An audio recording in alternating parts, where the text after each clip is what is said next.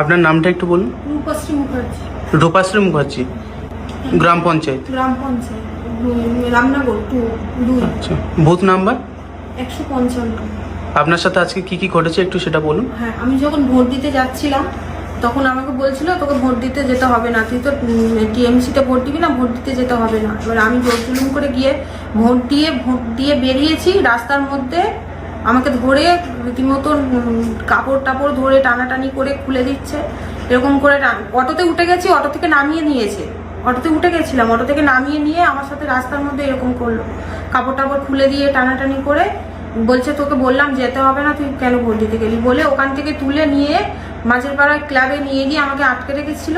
মাঝের পাড়ার ক্লাবে অনেকক্ষণ আটকে রাখার পরে তখন আমার ছেলে গেল, ছেলেকে ধরেও মারধর করলো।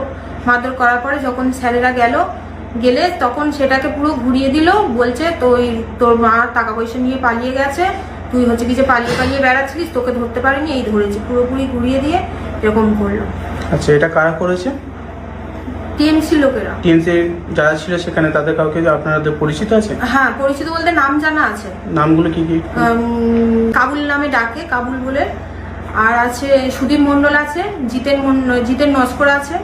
আর তখন ধরে নিয়ে আসছিল বাবুয়া চক্রবর্তী বলে এখানটায় কিছু ঝামেলা করার দরকার নেই, তোরা সবাই মিলে নিয়ে গিয়ে তুলে নিয়ে গিয়ে তোদের ক্লাবে নিয়ে গিয়ে সব মেয়েদের ডেকে এনে ওখানে ঝা করার পর উনি ওখানে কিছু বললো না বা কিছু ওখানে কোনো মীমাংসাও করলো না।